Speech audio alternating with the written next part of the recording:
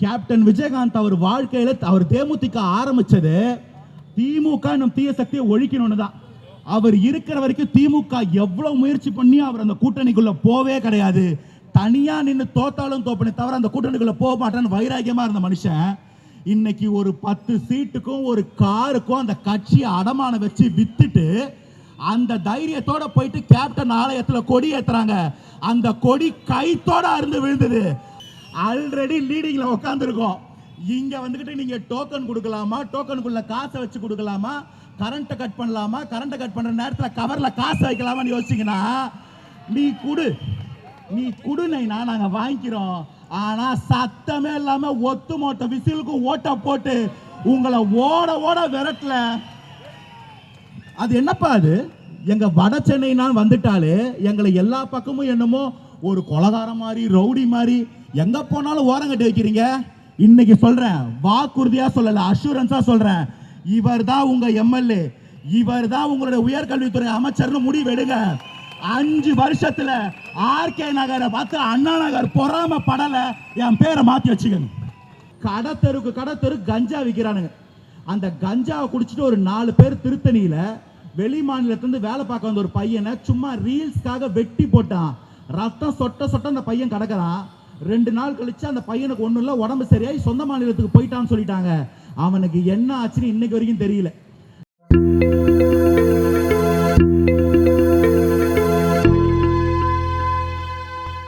பிறப்புக்கும் எல்லா உயிர்க்கும் தமிழக வெற்றி கழகத்தோட எந்த பேனர் எந்த இன்விடேஷன் எதை பார்த்தாலும் அங்க இருக்கிற முதல் வார்த்தை அந்த பிறப்புக்கும் எல்லா உயிர்க்கும். அது என்னப்பா அது பிறப்புக்கும் எல்லா உயிர்க்கும்? எங்களுக்கு அரோஹரான்னு சொன்னாலும் ஒண்ணுதான், அலேலுயான்னு சொன்னாலும் ஒண்ணுதான், அல்லாஹு அக்பர்னு சொன்னாலும் ஒண்ணுதான். ஆக மொத்தம் நம்ம எல்லாரும் என்னைக்கு ஒண்ணுதான். அதுதான் இந்த பிறப்புக்கும் எல்லா உயிர்க்கும். இது அரசியலுக்கு வந்தோடனே எங்க அண்ணன் சொன்ன முதல் விஷயம். அப்ப சினிமாவில் என்ன சொன்னாரு? அங்கேயும் சொன்னாரு, நீ நானும் ஒண்ணு, காந்தி பிறந்த மண்ணு, டீ கடையில நின்னு தின்னு பாரு பண்ணுன்னு சொன்னாரு. எப்படி சொன்னாலும் நம்ம எல்லாரும் ஒண்ணுன்றதுதான் அதோட அர்த்தம். இந்த மேடையில போட்டிருக்க இந்த 3 பேச்சாளர் புகைப்படத்தை பாருங்க. ஒருத்தர் அனந்தஜித், ஒருத்தர் இப்ராஹிம் ராவுத்தர், இன்னொருத்தர் ஃபெலிக்ஸ் ஜெரால்டு. இதை விட சமூக நல்லிணக்கத்துக்கு வேற என்னடா எடுத்துக்காட்டு இருக்க முடியும்? என்கிட்ட என்ன சொன்னாங்கன்னா, இன்னைக்கு ஒரு பிரச்சார பொதுக்கூட்டம், தெருமுனை கூட்டம் அப்படின்னு சொன்னாங்க. வந்து அங்கிருந்து உள்ள வர்றதுக்கு 15 நிமிஷம் ஆச்சு.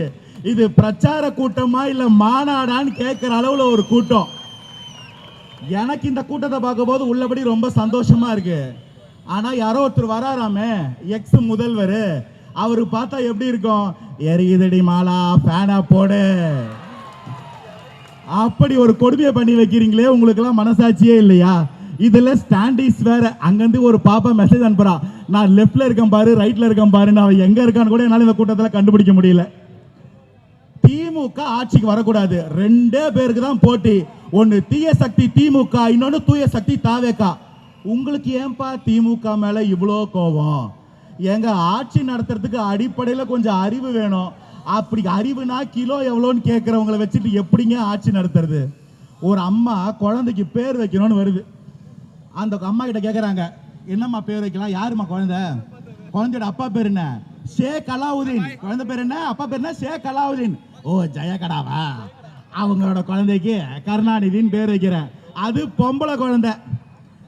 கூட்டத்துல இருந்து ஒருத்தர் எழுதுறாரு, ஐயா என் பேரு திருமலை, எனக்கு ஒரு கறவை மாடு வாங்கி கொடுங்க, நான் போய்ச்சிக்கிறேன்னு. யாரு? திருமலாவா? அவங்க கணவரை மீட்டு கொடுக்க சொல்லி வேண்டுகோள் விடுத்திருக்காங்க. திருமலைக்கும் திருமலாக்கும் வித்தியாசம் தெரியாது, கறவை மாட்டுக்கும் கணவருக்கும் வித்தியாசம் தெரியாது. இவங்க தான் ஆட்சி நடத்துறவங்க. இதோட ஹைலைட் ஒன்று சொல்லவா?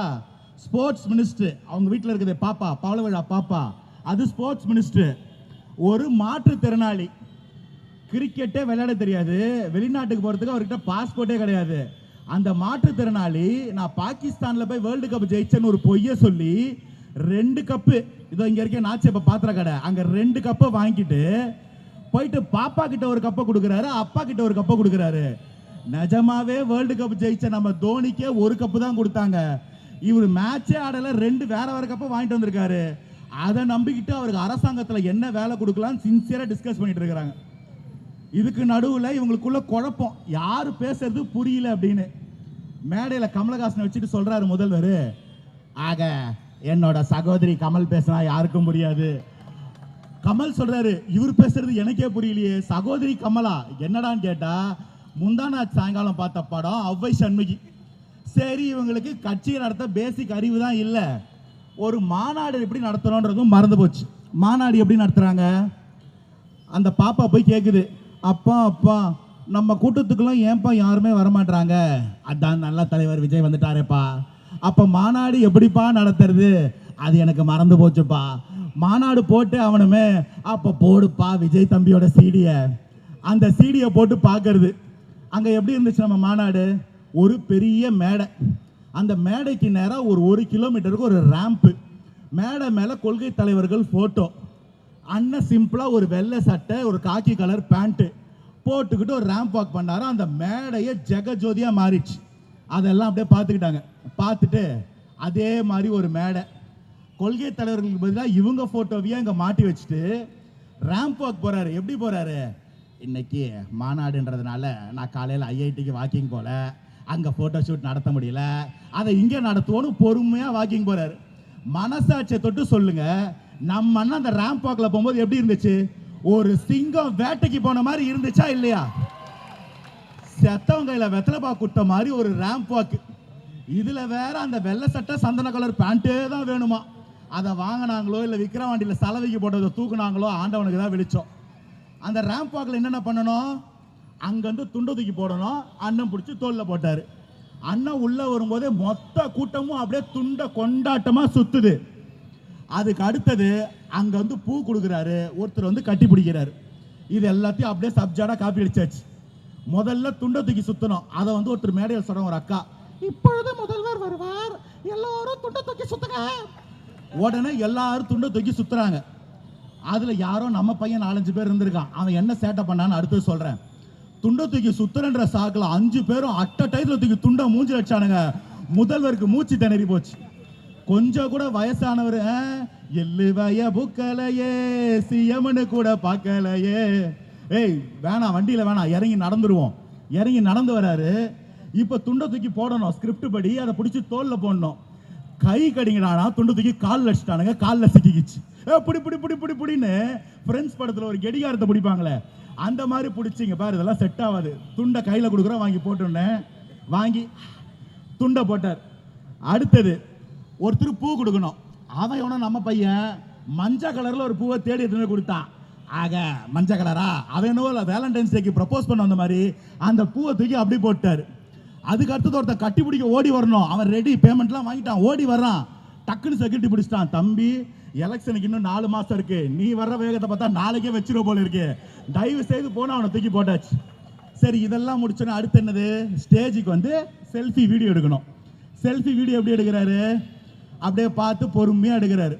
எனக்கு இங்கே டவுட் வந்துச்சு, இவனுங்க வந்து இப்படிலாம் கொண்டாட்டமாக இருக்க மாட்டானுங்களே, பின்னாடி இன்னும் இவ்வளோ பேர் குச்சிக்கிட்டு இருக்கிறானுங்கன்னு ஒரு டவுட்டு. சரி, நான் அந்த கேமராவை கொஞ்சம் கீழே டில் பண்ணி பார்த்தா எவன் இடுப்புலையும் பேண்ட் நிற்கல, எல்லாம் அன்றாவரோட குச்சிட்டு இருக்கான். என்னடான்னு ஜூம் பண்ணி பார்த்தா பேக்கெட்டில் கோட்ரு 200 ரூபா வீரன். ஓஹோ, கதை அப்படி போகுதா?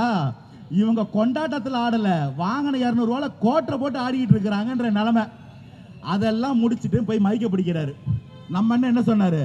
234 தொகுதியில் நிக்க போறது உங்க விஜய், மதுரை கிழக்கு விஜய், மதுரை மேற்கு விஜய், திருப்பரங்குன்ற விஜய். கேட்கும் போது எப்படி இருந்துச்சு?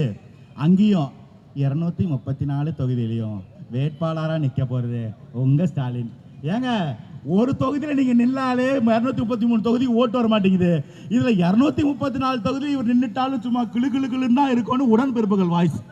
இப்ப அந்த சேட்டையெல்லாம் பண்ண பசங்க யாருன்னு பாத்தீங்கன்னா, அந்தந்த பகுதியில் இருக்கிற நம்ம பிள்ளைங்களை உருட்டி மிரட்டி கையில் காலில் விழுந்து கூட்டு போயிருக்காங்க.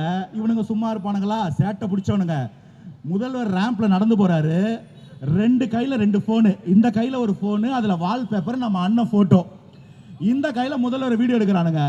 அங்கே முதல்வர், இங்கே நாளைய முதல்வர், அங்கே நேற்றைய முதல்வர், இங்கே நாளைய முதல்வர். இவங்கெல்லாம் தாவே காலேருந்து கூட்டத்தை வெறுப்பேற்ற போயிருக்கிறேன்னு ரெஜிஸ்டர் பண்ணிட்டே இருக்கிறாங்க. இப்படி ஒரு கூட்டத்தை கேவலமாக நடத்திட்டு வாசல்ல குரங்கு கூட்டத்தை வெறுப்பேற்றுற மாதிரி வாழத்தாறு தென்னங்குளம் கட்டி நம்ம மக்களை ஒரு மிருகம் மாதிரி, பிச்சைக்காரர்கள் மாதிரி சாப்பாட்டுக்கும் பிரியாணிக்கும் இறைச்சிக்கும் அங்க பைத்தியக்கார மாதிரி அலைய வைக்கிறதுக்குனே ஊருக்கு மாநாடு போட்டு 10 லட்சம் பேருக்கு இருக்கை போட்டு அதுல 9,50,000 இருக்கையை காலியா போட்டு ஒரு ஈவென்ட் நடத்துற நீங்க ஒரு பிரச்சார தெருமுனை கூட்டத்துக்கு நிக்க இடம் இல்லாம நிக்கிற நாங்க வேட்பாளர்கள் அறிவிக்கிறாங்க பாருங்க. எவனெல்லாம் சாராய ஆலை வச்சிருக்கானோ, சாராய கடை வச்சிருக்கானோ, அவனெல்லாம் தேடி தேடி வேட்பாளரை அறிவிக்கிறீங்க. இங்க ஒரு வேட்பாளர் படிச்ச வேட்பாளர் இல்ல, ஊர்ல இருக்க எல்லாரையும் படிக்க வைக்கிற வேட்பாளர். என்னைக்கு கரூர் துயரத்துல ஒவ்வொருத்தரும் போய் துணை நின்னோம், தாவேக்கால இருந்து ஒவ்வொருத்தரும் சொன்னோம், அம்மா பிள்ளை இல்லாத வீட்டுக்கு நாங்க பிள்ளை, அண்ணன் இல்லாத வீட்டுக்கு நாங்க அண்ணன், அப்பா இல்லாத வீட்டுக்கு நாங்க உங்க பிள்ளையா இருந்து அந்த வீட்டை பாத்துக்கிறோம் சொல்லும் போது ஒருத்தருக்கு மட்டும் வந்த யோசனை என்ன தெரியுமா? இந்த குழந்தைங்களுடைய வாழ்க்கையை மாத்துறதுக்கு அங்க படிப்பு கொடுத்தா போதும், அதுக்கு மொத்த செலவு ஏன் பொறுப்புன்னு ஒருத்தர் எடுத்தார்ல சார். நான் அன்னைக்கே உங்க ஃபேன் ஆயிட்டேன் சார். இதெல்லாம் சொந்த காசுல படிச்சு முன்னேறி வந்தவங்களுக்கு மட்டும்தான் அந்த படிப்போட அருமை தெரியும். இன்னைக்கு இங்க நம்ம என்ன எம்எல்ஏ கேண்டிடேட்டோட உட்காந்து பேசிட்டு இருக்கோம்னு நினைச்சிட்டு இருக்கீங்களா? எனக்கு அந்த ஃபீல்லாம் சுத்தமா இல்லை. நான் உங்க ஆர்கே நகர் எம்எல்ஏ கூட தான் மேடையில் உட்காந்து பேசிக்கிட்டு இருக்கேன். என்னடா ஓவர் கான்ஃபிடன்ஸான்னு கேட்குறீங்களா? ஒரே ஒரு நம்பர் சொல்லவா? கடந்த 25 நாளா பிரச்சாரத்துக்கு போறாரு எங்க அண்ணன். 18,000 புது மெம்பர் சேர்த்திருக்காரு இந்த ஆர்கே நகர் தொகுதியில். ராஜா 18,000 புது மெம்பர்னா குறைஞ்சது 36,000 எக்ஸ்ட்ரா ஓட்டு. ஆல்ரெடி லீடிங்ல உட்காந்துருக்கோம். இங்க வந்துகிட்டு நீங்க டோக்கன் கொடுக்கலாமா, டோக்கனுக்குள்ள காசை வச்சு கொடுக்கலாமா, கரண்ட்டை கட் பண்ணலாமா, கரண்ட்டை கட் பண்ற நேரத்தில் கவர்ல காசு வைக்கலாமான்னு யோசிச்சீங்கன்னா நீ குடு நைனா நாங்க வாங்கிக்கிறோம். ஆனா சத்தமே இல்லாம ஒத்து மொத்த விசிலுக்கும் ஓட்ட போட்டு உங்களை ஓட ஓட விரட்டல. அது என்னப்பா அது? எங்க வட சென்னை நான் வந்துட்டாலே எங்களை எல்லா பக்கமும் என்னமோ ஒரு கொலகாரம் மாதிரி, ரவுடி மாதிரி எங்க போனாலும் ஓரங்கட்டி வைக்கிறீங்க. இன்னைக்கு சொல்றேன், வாக்குறுதியா சொல்லல, அஷூரன்ஸா சொல்றேன், இவர் தான் உங்க எம்எல்ஏ, இவர் தான் உங்களுடைய உயர்கல்வித்துறை அமைச்சர்னு முடிவு எடுங்க. 5 வருஷத்துல ஆர்கே நகரை பார்த்து அண்ணா நகர் பொறாம படல, என் பேரை மாத்தி வச்சுக்கணும். கொஞ்சம் கூட ஈவரக்கமே இல்லாம எங்க மக்களை ஏழ்மையிலையும் வறுமையிலையும் ஓகடிச்சுட்டு இங்க போதைய கலாச்சாரமா ஊட்டி வளர்த்துட்டு இன்னைக்கு ஆர்கே நகருக்கு நீங்க வைக்கிற பேரு எப்ப பாரு ஆர்கே நகர் தான்ப்பா. ஆனா இன்னோவேஷன்ல நம்பர் 1. என்னென்ன விதமாலாம் டோக்கன் வச்சு காசு கொடுக்கலான்றது ஆர்கே நகர்ல இருந்தா ஒரு அரசியல்வாதி கண்டுட்டு போறான். இந்த வாட்டி சொல்றேன், எப்படி படிக்கலாம், எப்படி படிக்க வைக்கலாம், எப்படி முன்னேற்றலாம்ன்றது ஆர்கே நகர்ல இருந்து ஒருத்தர் கத்து கொடுக்க போறாரு. ஒட்டுமொத்த தமிழகமும் அதை கத்துக்கோ, எழுதி வச்சுக்கோங்க. நானும் வந்ததுல இருந்து பாக்குறேன், என்னடா எம்எல்ஏ கேண்டிடேட் வந்திருக்காரான்னு பார்த்தா வரல. ஒட்டுமொத்த பேரும் அவரோட ஃபேன்ஸா உட்காந்துட்டு அவர் ஸ்டேஜுக்கு வரும்போது பண்ணீங்களே ஒரு அலப்பறை. இதெல்லாம் சும்மா வராது, இதெல்லாம் சும்மா வராது.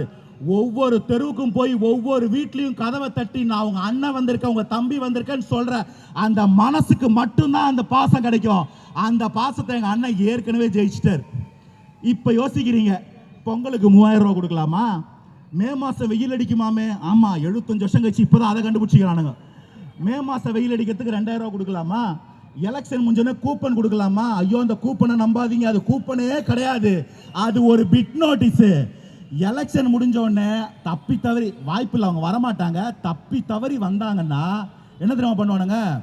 அவங்க ஒரு கடையை காட்டி அந்த கடையில போய் வாங்குன்னு சொல்லுவான். அங்க 8000 ரூபாய் பொருளை 20,000 ரூபான்னு விலை வைப்பான். டோக்கனை வாங்கி உள்ள போட்டு மேல 12,000 ரூபாய் கொடுன்னு கேட்பான். அதுல வர லாபத்தை கடைக்காரனும் கவர்மெண்ட் காரனும் பாதி பாதி பங்கிட்டுப்பான். ஊரான் சொத்தை அடிச்சு வீட்டுல போடுறதுக்கு அடுத்த திட்டத்தை ரெடி பண்ணிட்டான். அப்படியே மீறி ஒன்றத்தை வாங்கிட்டு வந்தீங்கனாலும் 10 நாளைக்கு மேல அது ஓடாது. இப்படி ஒரு சதி பண்ணி மட்டுமே ஜெயிக்க முடியும்னு நினைக்கிறீங்கல்ல, அப்பவே நீங்க தோத்துட்டீங்கடா. தம்மா துண்டு பிளேடு மேல வச்ச நம்பிக்கையை உன் மேல வை, ஜெயிக்கலாம். 5 வருஷம் பண்ண ஆட்சி மேல நம்பிக்கை இல்லையா? ஒரு 5 ரூபா டோக்கன் மேல நம்பிக்கை வச்சு எலெக்ஷனை ஃபேஸ் பண்றீங்க. சரி, இது மட்டும் தானா அப்படின்னு கேட்டீங்கன்னா இல்ல. எலெக்ஷனை தனியா ஃபேஸ் பண்றதுக்கு இந்த பேய் படத்துக்கெல்லாம் கூட்டு போயிட்டு வந்தோம்னா குழந்தைங்க பயந்துக்கிட்டு அம்மா அம்மா பாத்ரூம் வருது கூட வாமா அப்படின்னு ஒரு படத்துல ராகவா லாரன்ஸ் பயப்படுவாரு. அப்படி பயந்துக்கிட்டு அந்த ஒத்த மனுஷன் தேர்தல் காலத்துல வந்து நின்னோன்னு ஒட்டு மொத்த பேரும் ஒட்டு போட்டு நின்னீங்கல்ல, அன்னைக்கே தெரிஞ்சிருச்சு உங்க கண்ணில் பயத்தை பார்த்துட்டோம். கொஞ்சம் கொஞ்சமா அதை வெளியில கொண்டு வந்து உங்களுக்கே காட்டுறது தான் இந்த தேர்தல். எழுதி வச்சுக்கோங்க. கூட்டணி எப்படி? 2021 கமல்னு ஒருத்தர் ரொம்ப வீரியமா டிவி ரிமோட்லாம் தூக்கி வச்சாரு. அவர் இன்னைக்கு அந்த கூட்டணியில் இருக்கிறாரு. பாவத்தை ஒரு சீட்டு கூட இல்லை. வசூல் ராஜான்னு ஒரு படம், அதுல ஹீரோவா நடிச்சாரு. ஹீரோக்கு சீட் இல்ல. அந்த படத்துல காமெடியனா கருணாஸ் நடிச்சாரு. அவரோட சீட் வாங்கி போயிட்டாரு. இந்த லட்சத்துல ஒரு கட்சி அவர் இங்க பிரச்சாரத்துக்கு வராரு. சேகர் பாபு அவர்கள் வந்து ராஜராஜ சோழனெல்லாம் தாண்டிட்டாராம். ஆயிரக்கணக்கான கும்பாபிஷேகம் பண்ணிட்டாராம். ஏய், இன்னுமாடா இதெல்லாம் நம்புற மாதிரி இருக்கு? கம்பி கட்டுற கதையெல்லாம் சொல்ற மாதிரி எடுத்துட்டு வந்து சொல்றீங்களே, ஒரு எம்பி சீட்டுக்கு இன்னும் எவ்வளவு தாண்டா போய் பேசுவீங்க? இன்னொரு அம்மா, கேப்டன் விஜயகாந்த் அவர் வாழ்க்கையில அவர் தேமுதிக ஆரம்பிச்சது திமுக என்னும் தீய சக்தியை ஒழிக்கணும்னு தான். அவர் இருக்கிற வரைக்கும் திமுக எவ்வளவு முயற்சி பண்ணி அவர் அந்த கூட்டணிக்குள்ள போவே கிடையாது. தனியா நின்று தோத்தாலும் தோப்பனே தவிர அந்த கூட்டணிக்குள்ள போக மாட்டேன்னு வைராக்கியமா இருந்த மனுஷன் இன்னைக்கு ஒரு 10 சீட்டுக்கும் ஒரு காருக்கும் அந்த கட்சியை அடமான வச்சு வித்துட்டு அந்த தைரியத்தோட போயிட்டு கேப்டன் ஆலயத்துல கொடி ஏத்துறாங்க. அந்த கொடி கைத்தோட அருந்து விழுந்தது. அன்னைக்கு தெரிஞ்சது ஆண்டவன் ஒருத்தன் இருக்கான்டா, அவன் எல்லாத்தையும் பார்த்துக்கிட்டு இருக்கான். உங்களோட இந்த சதிக்கெல்லாம் கேப்டன் ஆன்மாவும் சரி, கேப்டன் நேசிக்கிற அவர் தம்பி தங்கச்சி ஒரு நாள் உடன் போக மாட்டோன்றது அன்னைக்கு அங்க தெளிவுபடுத்தினாங்க. சரி, நல்ல கேண்டிடேட்டு. திமுக அதிமுக போன்ற தீய சக்தி எல்லாம் ஒதுக்கணும். நீங்க என்னப்பா செய்வீங்க? தூய சக்தின்றீங்களே. ஒரு மனுஷன் இன்னும் குறைஞ்சது 15-20 வருஷம் நடிக்கலாம், அவ்வளவு ஃபிட்டா இருக்கிறாரு. ஒரு வருஷத்துக்கு ஒரு படம் நடிச்சாலே 250 கோடி சம்பளம், குறைஞ்சது 5000 கோடி ரூபா ஒயிட்ல சம்பாதிக்கலாம். நான் சொல்றது இன்னைக்கு ரேட்டு. இன்னும் 2 வருஷம் கழிச்சு 3 வருஷம் கழிச்சு அந்த சம்பளம் எவ்வளவு அதிகரிக்கும்னு உங்களுக்கே தெரியும். ஒயிட்ல 5000 கோடி சம்பாதிச்சு அதை கொண்டு போய் முதலீடு பண்ணோம்னா வெள்ளையில நம்ம முதல்வர் மாதிரி கையில 10,000 ரூபாய் இருக்கின்ற பொய் கதெல்லாம் கிடையாது. ஒயிட்லயே 15-20,000 கோடி சம்பாதிக்கிற வாய்ப்பு இருந்தோம். அதெல்லாம் வேணாம், இந்த மக்கள் எனக்காக நிறைய கொடுத்துருக்காங்க, நன்றி கடன் பட்டிருக்கேன், அதை திருப்பி கொடுக்கணும் அப்படின்னு ஒரு மனுஷன் இறங்கி வந்து நிக்கிறார் இல்லையா? இதை விட ஒரு துணிவும் ஒரு மக்கள் மேல அக்கறையும் வேற யாருக்கு இருக்கு? உங்களோட மனசாட்சிக்கு உட்பட்டு யோசிங்க. என்னைக்காவது ஒரு நடிகர், உச்சத்துல இருக்க நடிகர் விடுங்க, சாதாரண ஒரு நடிகர் அவரோட கேரியரை ரிட்டையர் பண்ணிட்டு போதும், நான் நடிச்சது போதும், சம்பாதிச்சது போதும், மக்களுக்காக போய் நிக்கணும்ன்ற நிலைமை யோசிச்ச ஒரு நடிகர் ஞாபகத்துக்கு வருதா? முடிஞ்ச அளவுக்கு சுரண்டுவோம், சம்பாதிக்கிறதெல்லாம் கொண்டு போய் எங்கேயா சேர்ப்போம், திரும்ப சம்பாதிக்கணும்னா தமிழ்நாட்டுக்கு வந்து 2 படம் நடிச்சு சம்பாதிச்சு போன்ற மத்தியில மக்களுக்காக ஒருத்தர் இறங்கி வந்து நிக்கிறாருன்னா இவர் தான் தலைவர். இது ஒன்றும் தமிழகத்துக்கு முதல் வாட்டிலாம் கிடையாது. ஒரு கதை சொன்னா உங்களுக்கு நல்லா புரியும். ஒரு காடு இருந்துச்சாம். அந்த காட்டுல மிருகங்கள்லாம் ரொம்ப கஷ்டப்படுது, சாப்பாடே இல்லை. அப்ப அந்த குழந்தை அந்த சாப்பாட்டுக்கெல்லாம் இல்லாம அந்த குழந்தைங்க வேண்டும் போது அந்த மிருகங்க அந்த காட்டை யாராவது காப்பாற்ற வரமாட்டான்னு நினைக்கும் போது ஒரு சிங்கம் வந்துச்சான் அந்த காட்டுக்குள்ள. அந்த சிங்கம் என்ன பண்ணுச்சா, அந்த காட்டுல இருக்க நிலைமையை பார்த்துட்டு சில ரூல்ஸ் போட்டுச்சான். இங்க பாருங்க, நீங்க கண்ட மணிக்கு வேட்டையாடக்கூடாது, புல்லு சாப்பிடுற மிருகமா இருந்தாலும் கண்ட மணிக்கு சாப்பிடக்கூடாது, இப்பதான் சாப்பிடணும், இவ்வளவுதான் சாப்பிடணும், இப்படிதான் இருக்கணும் ரூல்ஸ் போட்டு கர்ப்பமா இருக்கிற மிருகங்களை வேட்டையாடக்கூடாதுன்னா ஸ்ட்ரிக்டா ரூல்ஸ் போட்டு அந்த காட்டை சரி பண்ணுச்சான். கொஞ்சம் கொஞ்சமா அந்த காடு சுபிட்சமா மாறிச்சான். அதுக்கப்புறம் அங்க ஒரு நரி வந்துட்டு அந்த நரி அந்த காட்டுல இருக்க மிருகங்களை குழப்புது, எதுக்கு இந்த சிங்கத்தை பேச்சு நம்ம கேட்கணும் அப்படின்னு. அப்ப அந்த சிங்கம் எல்லா அந்த மிருகமும் கன்ஃபியூஸ் ஆகி அந்த சிங்கத்துக்கிட்ட போயிட்டு நீங்க என்ன இவ்வளவு ரூல்ஸ் போடுறீங்கன்னு கேட்டோன்னா அந்த சிங்கம் சொல்லிச்சான், நான் ஒன்னும் சம்பாதிக்க வரல, நான் என் உச்சத்தை விட்டுட்டு வந்தேன், கேள்விக்கெல்லாம் பதில் சொல்ல மாட்டேன்னு சொல்லி அந்த சிங்கம் போச்சான். நரி நாட்டாமையா இந்த காட்டையே நாசப்படுத்துச்சான். அப்போ அந்த மிருகங்களுக்கு புரிஞ்சுதான், நரி நமக்கு கெடுதல் பண்ணுது, சிங்கம் நல்லது பண்ணுது, திரும்ப நம்மளை காப்பாற்ற யாராவது வரமாட்டாங்களான்னு வேண்டும் போது திரும்ப அந்த காட்டுக்குள்ள ஒரு புது சிங்கம் வந்துச்சான். அந்த நரி கூட்டத்தை அடிச்சு விரட்டுச்சான். அதுக்கப்புறம் அந்த காடு சுபிட்சமா இருந்துச்சான். அப்படி ஒரு சிங்கம் 1977 இந்த திமுகன்ற தீய சக்தியை அடிச்சு ஒழுகுச்சு. அந்த சிங்கத்தோட பேர் தான், அந்த 3 எழுத்து பேர் தான் எம்ஜிஆர். அந்த சிங்கம் இருக்க வரைக்கும் அந்த தீய சக்தி வாலாட்டவே இல்லை. அதுக்கப்புறம் அந்த சிங்கம் சாமியா போச்சு. இந்த தீய சக்தியோட ஆட்டம் அளவில்லாம போச்சு. இப்ப 2021 அந்த தீய சக்தியோட 2.0 வந்து நிக்குது. இந்த தமிழகத்தை காப்பாற்ற மாட்டாமா, யாராவது ஒருத்த வரமாட்டாமான்னு ஒட்டுமொத்த பேரும் நிற்கும் போது அதே 3 எழுத்து பேரை கொண்ட ஒரு சிங்கம் இன்னைக்கு களத்துல வந்து நிக்குது.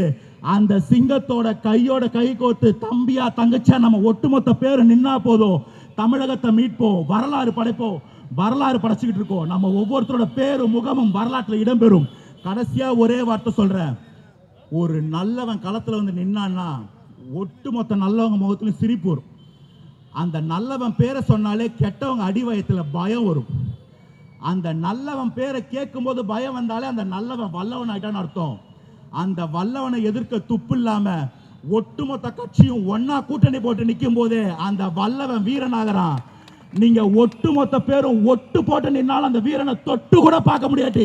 அன்னைக்கே அவன் தலைவன். கதை சொல்லி கெடுத்து வச்சிட்டாரு அண்ணன். அதை ஃபாலோ பண்ணி நானும் கெடுத்துட்டேன் போல இருக்கு. ஒரு குட்டி பாப்பா வந்து ஏன் கதை சொல்ல, நான் போய் உட்கார ஒரு கதை சொல்லுன்னு சொல்லி அனுப்புது. அனுஜித் கதை சொல்றதுக்கு முன்னாடி நான் ஒன்று சொல்லிக்கிறேன். வழக்கமாக நம்ம எல்லா இடத்துலையும் சொல்றதா, அதை சொல்லிடுவோமா? ஓம் சக்தி பராசக்தி, ஓம் சக்தி பராசக்தி. நான் கேக்குதா அங்கிள்? கண்டிப்பா கேட்டிருக்கோம். இந்த திமுக மேல என்னப்பா முட்டாள்னு தான் குற்றம் சொல்றியே, அவங்களுக்கு வேற என்னப்பா முட்டாள் தானேப்பா, இருந்துட்டு போட்டோம்லாம் நம்ம கொஞ்சம் கேஷுவலால எடுத்துக்க முடியாது. அவங்க பண்ணிட்டு இருக்கிற அநியாயத்துக்கு ஒரு எல்லையே இல்லாமல் போயிட்டு இருக்கு. தமிழகத்தில் எதுக்குங்க இந்த டாஸ்மார்க்னு கொண்டு வந்தாங்க?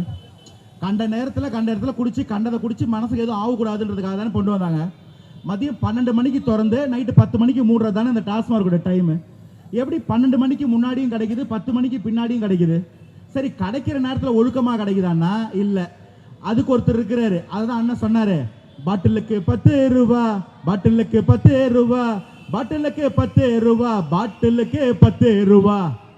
அப்படி பாட்டிலுக்கு மேலே 10 ரூபா வச்சு திருடுறது. ஈடி வந்து இங்கே நம்ம தாளமுத்து நடராசன் மாளிகை. தாளமுத்து நடராசன் யார் தெரியுமா?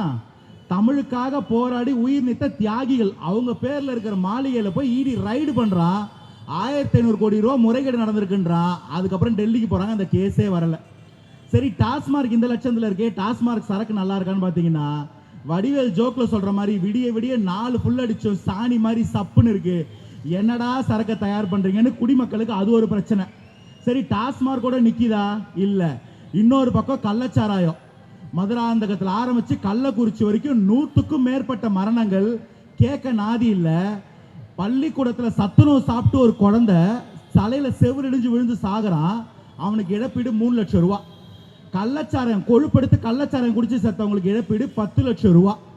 என்னடான்னு கேட்டனா, கள்ளச்சாராயத்தை காய்ச்சி நம்ம திமுக காரன் எங்க இவங்களுக்கு இழப்பீடு கொடுக்கலாம் போய் கம்ப்ளைண்ட் கொடுத்தா பேர் வெளியில வந்து நாரிடுமோன்ற பயத்துல பண்ணியிருக்கிறானுங்க அந்த 10 லட்சம் ரூபா இழப்பீடு. சரி, அதோட விட்டீங்களா? கடைக்கு போனா எங்க அம்மா சொல்லுவாங்க கருவேப்பிலை கொத்தமல்லி இல்லாம வரக்கூடாதுன்னு. கடையில கருவேப்பிலை கொத்தமல்லி கொடுக்குறாங்களோ இல்லையோ, கடை தெரு கஞ்சா விற்கிறானுங்க. அந்த கஞ்சாவை குடிச்சிட்டு ஒரு 4 பேர் திருத்தணியில வெளி மாநிலத்திலிருந்து வேலை பார்க்க வந்த ஒரு பையனை சும்மா ரீல்ஸ்க்காக வெட்டி போட்டான். ரத்தம் சொட்ட அந்த பையன் கிடக்கிறான். 2 நாள் கழிச்சு அந்த பையனுக்கு ஒன்றும் இல்லை, உடம்பு சரியாய் சொந்த மாநிலத்துக்கு போயிட்டான்னு சொல்லிட்டாங்க. அவனுக்கு என்ன ஆச்சுன்னு இன்னைக்கு வரைக்கும் தெரியல. 4 பேர் கஞ்சா கும்பல். வட மாநிலத்திலிருந்து வேலை பார்க்க வந்த ஒரு வாட்ச்மேன் 27 வயசு பையன், அவன் வைஃப் 21 வயசு ஒரு சின்ன பொண்ணு, அவங்களுக்கு 2 வயசுல ஒரு குழந்தை. அந்த 4 பேரும் கஞ்சா கும்பலும் ஒன்று சேர்ந்து அந்த பொண்ணை சீரழிச்சு, குழந்தை அழுவுதுன்னு அந்த குழந்தையோட காலை பிடிச்சி தரையில் அடிச்சு கொன்னு, அந்த 27 வயசு பையனையும் கொன்னு துண்டு துண்டா வெட்டி கவர்ல கட்டி சென்னையோட வேற இடத்துல போட்டிருக்காங்க. College leave. அது 2 நாள் கழிச்சு காலேஜுக்கு வந்து பார்த்தா அந்த ரூமே ரத்தக்கரையா இருக்கு. வாட்ச்மேன் குடும்பத்தை காணோம். கம்ப்ளைண்ட் கொடுத்தா அந்த உடல்களை சேகரிச்சு கண்டுபிடிக்க காவல்துறைக்கு 3 நாள் ஆகுது. அது நடக்கிறது மா சுப்பிரமணியம் அவர்களோட தொகுதியில. அவர் அமைச்சர் வேற, போய் கேட்டா தெரியலன்றார். இந்த லட்சத்துல போதை ஊடுருவி இருக்கு. அது பத்தாதுன்னு பேர் வாயில நுழையாத மெத்தாபெட்டமைன்ல இருந்து கொக்கைன்ல இருந்து சிந்தடிக் ட்ரக்ஸ் உள்ள வருது. இதெல்லாம் யாரா விற்கிறான்னு பார்த்தா திமுகவோட அயலகணி செயலாளர் ஜாஃபர் சாதிக்கு. விற்கிறவனும் அவனே, பிடிக்கிறவனும் அவனே, திரும்ப 2 நாள் கழிச்சு எடுத்து விற்கிறவனும் அவனேன்னா எப்படி இந்த போதை அடங்கும்? இந்த லட்சத்துல போதையை வச்சுக்கிட்டு பெண்களுக்கும் குழந்தைகளுக்கும் எதிராக குற்றம் நடக்காம எப்படி இருக்கும்? போதையை போட்டு போட்டு மனுஷனோட மிருகம் மாதிரி மூளை மாறுச்சுன்னா அவனுக்கு 2 வயசு குழந்தையா பார்க்க தெரியுமா? 3 வயசு குழந்தைய பிஞ்சா பார்க்க தெரியுமா? 60 வயசு அம்மாவை ஒரு தாயா பார்க்க தெரியுமா? 70 வயசு ஒரு கணவர் மாற கொண்டுட்டு 60 வயசு பாட்டியை தூக்கிட்டு போயிட்டானுங்க காட்டுக்குள்ள. 2 வயசு குழந்தைய ஒரு திமுக நிர்வாகி கிருஷ்ணகிரியில பாலியல் தொந்தரவு செஞ்சு அந்த குழந்தை வலிப்பு வந்து சாகுது. அந்த குழந்தையோட அப்பா வந்து என் குழந்தைக்கு என்ன ஆச்சு நியாயம் தெரியணும்னு கேட்கிறான். அப்ப அந்த குழந்தைய உடல் கூறு ஆய்வு பண்ணி பார்த்தோம்னா தான் தெரியுது அந்த குழந்தைய ரொம்ப நாளா இவன் பாலியல் ரீதியா கொடுமைப்படுத்தியிருக்கான்னு. 10th டிஸ்ட்ரிக்ட் ஃபர்ஸ்ட் வந்த ஒரு சகோதரி விளாத்திக்குளத்துல தூத்துக்குடியில +2 போர்டு எக்ஸாம் காலையில எழுதிட்டு மதியம் வந்திருக்கா. அவங்க வீட்டுல ஒரு டாய்லெட் இல்ல, ஸ்கூல்ல ஒரு பாத்ரூம் இல்ல. இருட்டின பிறகு பொழுது சாஞ்சு பாத்ரூம் போன அந்த குழந்தைய காணோம். 18 மணி நேரமா அந்த குடும்பம் அல்லாடுது காவல்துறைக்கா. அந்த ஸ்டேஷன் போனா இங்க போ, இங்க போனா அங்க போன கம்ப்ளைண்ட் எடுக்கல. 16 மணி நேரம் கழிச்சு அந்த குழந்தையோட உடம்பு வீட்ல இருந்து 300 மீட்டர் தூரத்துல ஒரு புதர்ல கிடக்குது. குழந்தை உடம்பு ஃபுல்லா காயம், கை கால்களை உடைச்சி வெட்டி பாலியல் ரீதியா கொடுமை பண்ணி ஒரு கொன்னு இருக்கான். ஒரு பொம்பளை பொறுக்கி அவன் ஏற்கனவே குற்றம் தான் நிரூபிக்கப்பட்டு ஜெயில இருக்கிற ஒருத்தன் பரோல்ல வெளியில வந்து பைக்கை திருடிக்கிட்டு செயின் ஸ்நாச்சிங் பண்ணிக்கிட்டு கஞ்சா போதையில பண்ணேன்னு ஒருத்தன் சொல்றான். இவ்வளவு அதீதிகள் நமக்கு எதிராக கட்டவிழ்த்து விடும்போது இது அரசாங்கமே மக்கள் மேல எழுப்பி விடுற ஒரு திருட்டுத்தனமா இருந்துகிட்டு இது எல்லாத்தையும் தாண்டிக்கிட்டு வந்து டிவியில சொல்றாரு, நான் உங்கள் அப்பா சொல்கிறேன் போதையின் பாதையில் செல்லாதீர்கள்னு. எப்பா விக்கிறவனே நீதான், அப்பா அப்பான்னு சொல்லி எந்த அப்பா கஞ்சா விற்பாரு? இப்படி ஊர் பூரா அநியாயங்களை கட்டவிழ்த்து விட்டு ஒட்டுமொத்த தமிழ்நாட்டையும் கொடூரமான ஒரு நிலைமைக்கு தள்ளிட்டாங்க. நல்லா ஞாபகம் வச்சுக்கோங்க, இது ஒன்றும் 5 வருஷத்துக்கு ஒரு வாட்டி நடக்கிற எலெக்ஷன் கிடையாது, 50 வருஷத்துக்கு ஒரு வாட்டி நடக்கிற ஒரு தலைமுறைக்கான தேர்தல். இந்த தேர்தலை தப்ப விட்டீங்க, இப்படி ஒரு வாய்ப்பு சத்தியமா நம்ம தலைமுறைக்கு கிடைக்காது. அடுத்த 5 வருஷத்துல தமிழ்நாடே இருக்காது, அந்த நிலைமைக்கு கொண்டு போய் தள்ளுவாங்க. இப்படி ஒரு மோசமான ஆட்சியை வச்சுக்கிட்டு அவர் குழந்தைய, அந்த குழந்தை சொல்லுது மேடையில வந்து, குழந்தைனா குழந்தை இல்லை, அதுக்கு 50 வயசு ஆச்சு, நல்லா படிங்க உங்க லைஃப் நல்லா இருக்கும். ஏண்டா உங்ககிட்ட அதை யாருமே சொல்லலையாடா, நல்லா படின்னு எங்க கிட்ட நீ வந்து சொல்ற நிலைமையில நாங்க இருக்கிறோம். வேற யாரும் இல்லை, நம்ம பவள விழா பாப்பாவை தான் சொல்லிட்டு இருக்கேன். சரி, அந்த சொல்ல வந்த கதைக்கு வருவோம். மகாபாரதத்திலிருந்து ஒரு சீன் எல்லாரும் பார்த்துருப்பீங்க அந்த சீரியலை. அந்த சீன் என்னன்னா, ஃபைட்டு கிளைமேக்ஸ்க்கு வருது. ஒரு பக்கம் கர்ணன், அவன் பெரிய வீரன், ரதத்தில் தனியாக நிற்கிறான். எதிர்பக்கத்தில் அர்ஜுனனும் கிருஷ்ணனும் ஒரு ரதத்தில் உட்காந்துருக்காங்க. அப்போ கர்ணன் ஒரு அம்பு விடுறான், அர்ஜுனனோட ரதம் 2 அடி பின்னாடி போய் விழுந்துருச்சு. உடனே அர்ஜுனன் பதிலுக்கு ஒரு அம்பு விடுறான், கர்ணனோட ரதம் 10 அடி பின்னாடி போய் விழுந்துருச்சான். உடனே அர்ஜுனன் சொன்னானா கிருஷ்ணன் கிட்ட, பாத்தியா கிருஷ்ணா, ஏதோ கர்ணன் பெரிய வீரன் சொன்னேன், அவன் அம்பு அடிச்ச அம்பு நம்ம ரதத்தை 2 அடி தான் பின்னாடி தள்ளிச்சு, நான் அடிச்ச அம்பு அவன் ரதத்தை 10 அடி பின்னாடி தள்ளிச்சுன்னு சொன்னாரான் அர்ஜுனன். அப்ப கிருஷ்ணன் சொன்னாரான், கண்ணா ரொம்ப பெருமைப்படாத, இந்த ரதம் உனக்கு உங்க அப்பா இந்திரன் கொடுத்த கிஃப்ட், இதுல இருக்கிற சக்கரங்கள் அக்னி தேவர் கொடுத்த கிஃப்ட், மேல கொடியில உட்கார்ந்து இருக்கிற ஆஞ்சநேயர் இந்த பூமியோட எடை, வண்டி ஓட்டுற சாரதி நானு, உலகத்திற்கும் கடவுள், நம்ம ஒட்டுமொத்த பேரும் ஒத்த ஆளா 2 அடி தூக்கி பின்னாடி போடுறானா அவன் சாமானியமான வீரல் இன்னைக்கண்ணா, அவன் பேரை வரலாறு மறக்காதுன்னு கிருஷ்ணன் சொன்னாராம். அன்னைக்கு பிரச்சனை என்னன்னா, நல்லவங்க எல்லாம் பிரிஞ்சு பிரிஞ்சு நின்னாங்க. இன்னைக்கு அந்த அர்ஜுனனும் கர்ணனுமா ஒரே பக்கத்துல. நம்ம அண்ணன் விஜய் அந்த கட்சி அவர் ஆரம்பிச்சாரு, இந்த கட்சி இவர் ஆரம்பிச்சாரு, எங்க அப்பா ஆரம்பிச்ச கட்சி, தாத்தா ஆரம்பிச்ச கட்சி, அந்த தலைவர் ஆரம்பிச்ச கட்சி நாங்க புடிக்கணும் இருக்கிறதுக்கு மத்தியில ஒத்த ஆளு ஒரே கட்சி 2 வருஷம் உங்க ஒட்டுமொத்த பேரையும் முட்டி போட்டு தண்ணி குடிக்க வச்சார்ல, அவன் தாண்டா வீர, அவன் தாண்டா தலைவன். சரி, அங்க கர்ணனா நின்னது உங்க அண்ணன், அர்ஜுனா நின்னது யாரு? அதுவும் எங்க அண்ணன் தான். அந்த அர்ஜுனனுக்கு இன்னொரு பேர் இருக்கு, வில்லுக்கு விஜயன்னு சொல்லுவாங்க. அந்த விஜயன் தான் இந்த விஜய், இந்த விஜய் தான் உங்க வீட்டு விஜய். இன்னைக்கு கர்ணனும் அர்ஜுனனும் ஒட்டுமொத்த பேரும் அந்த சகுனிகளை எதிர்த்து களமாடிக்கிட்டு இருக்கோம். இன்னைக்கு நம்ம நிக்கிறதும் அதே போல ஒரு மகாபாரத போர், மறந்துடாதீங்க. சரி, கர்ணனும் அர்ஜுனனுமோ உங்க அண்ணன் நிக்கிறாரு. வண்டி ஓட்டின கிருஷ்ணன் யாருப்பான்னா, யாரெல்லாம் அவருக்காக நிக்கிறீங்களோ, யாருக்காகலாம் வந்து அவர் நிக்கிறாரோ, இவ்வளவு அவதூறையும் தாங்கிக்கிட்டு நிக்கிறாரோ, நம்ம எல்லாரும் தான் அந்த கிருஷ்ணன். ஓஹோ, நம்ம எல்லாரும் தான் கிருஷ்ணரா? அப்ப அந்த போர் ஆரம்பிக்கும் போது முதல் நாள் கிருஷ்ண வாயில ஒரு சங்கு அடிச்சு அந்த எதிரிகளோட அழிவை குறிச்சாரு. அது என்னப்பா சங்குன்னா, அதுதான்ப்பா இந்த விசிலு. இந்த விசில நம்ம அடிக்க அடிக்க எதிரிகள் கூட்டம் செதறடிச்சு ஓடும். எல்லாரும் 2 கையில விசில் அடிச்சாங்க பார்த்திருப்பீங்க. ஒரே விரல்ல விசில் அடிக்க சொல்லி தரவா? வர 23ஆம் தேதி உங்களுடைய பேலட் பாக்ஸ்ல 8ஆம் வரிசைக்கு நேரா எங்க அண்ணன் மரிய வில்சன் பேர் பக்கத்துல இந்த விசில் சின்ன இருக்கும். அந்த பட்டனை நீங்க ஒரு விரல்ல அழுத்துங்க. ஆட்சி மாற்றம் மட்டும் இல்ல, நம்ம அடிப்படையே மாறும், வாழ்க்கை மாறும். மறந்துடாதீங்க, உங்கள் சின்னம், உங்கள் சின்னம், உங்கள் சின்னம். மறந்து விடாதீர், மறந்தும் இருந்து விடாதீர். உங்களது வெற்றி சின்னம் விசில். உங்கள் வெற்றி வேட்பாளர் அண்ணன் மரிய வில்சன். வெற்றி நமதே. வெற்றி விழாவில் சந்திப்போம். நன்றி, வணக்கம். நன்றி. நான் எப்படி குட்டி கதை சொல்லாம நீங்க இறங்க மாட்டீங்களோ அதே மாதிரி கையில பேப்பர்